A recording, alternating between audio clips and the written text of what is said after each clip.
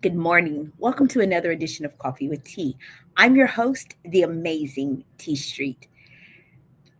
Today's topic: write your eulogy with your life.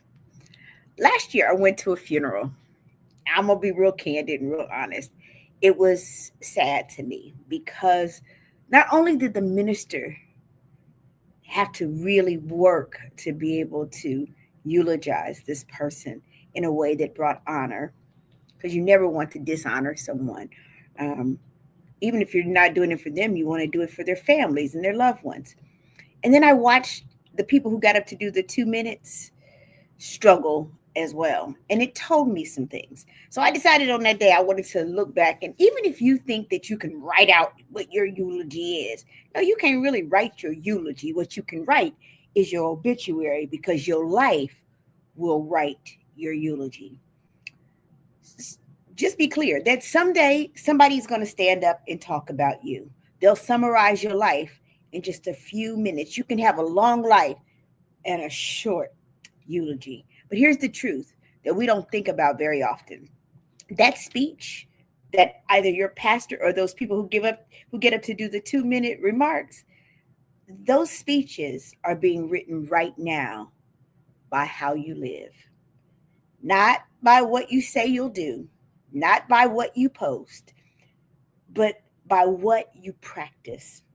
So the question isn't, what do you want people to say? The real question is, what are you giving them to say? Good morning, Alana. Good morning, Jackie. What are you giving them to say in your eulogy? Your eulogy is written in the ordinary. It's not in the big productions. Your eulogy is written in the ordinary. Big moments get applause, but ordinary moments tell the truth of who you are. How you treat people,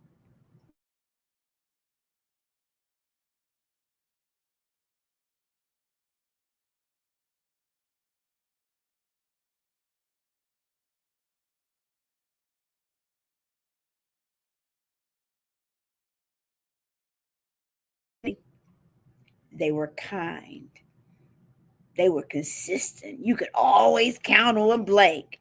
They showed up. Life shaping truth. You don't write your eulogy with grand gestures. That's facts. You write it with daily decisions. How you live on a regular Tuesday will echo louder than how you shine on a special Sunday. Good morning, Deaconess Rhonda. Good morning, Miss Woods. Good morning, Miss Brown. Number two, people remember how you made them feel. That's not me, y'all. That's Maya Angelou. She said people may forget what you said, people may forget what you've done, but they will never forget how you made people feel. Nobody remembers every accomplishment. Even my mama never remembered all of my accomplishments, even before she had Alzheimer's. But they remember how you made them feel in your presence. Did you make people feel seen, or did you make them feel overlooked? Did you make them feel encouraged, or did you make them feel drained? Did you make them feel safe, or did you make them feel judged? You can be impressive and still forgettable, but you cannot be loving and be ignored. So ask yourself this question: if my name comes up in a room and I'm not in it, do people smile or do they go quiet?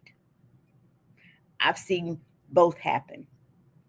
Your character is louder than your credentials. Titles fade, but impact lingers. I remember when my mom had gotten to the place where sometimes she didn't know who we were. I remember being on the floor, putting lotion on her legs and on her feet after she had soaked me while I was giving her a shower. And she stroked my face and said, "You're so good to me." She may not have known which one of us was good to her, but it was the actions that I practiced that made her feel loved.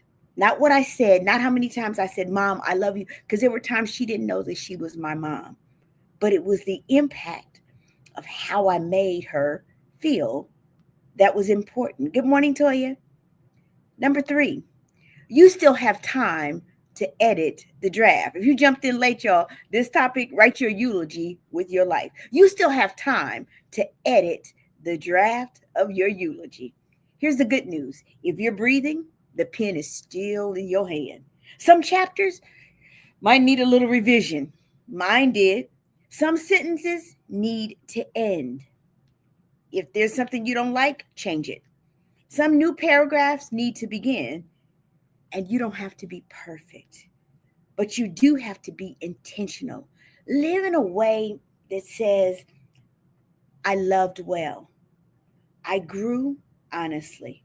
I gave what I had to give. The goal is to live is not to live a flawless or an errorless life. It is to live a faithful one. Don't wait for your eulogy to tell the truth. Tell it with your life. One day, the talking will stop, but your life will still be speaking, y'all. So live in a way that writes something worth reading. Love in a way that leaves receipts. Got receipts. And serve in a way that can't be erased.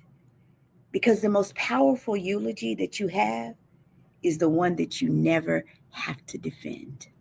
Because the truth is, at the end, we can't defend it anyway. So I don't know who needed this message today, y'all, but every single day we are writing our eulogy. Live the kind of life that you don't have to have people at the end in those 2 minutes that they're given to struggle to say something good about you. How do we do that? Remember that your eulogy is written in the ordinary, not the extraordinary. People remember how you made them feel, not just what you said.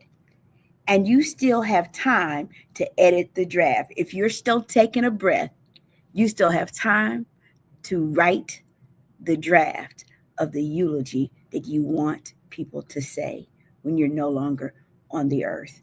I do a workshop called that's all about legacy.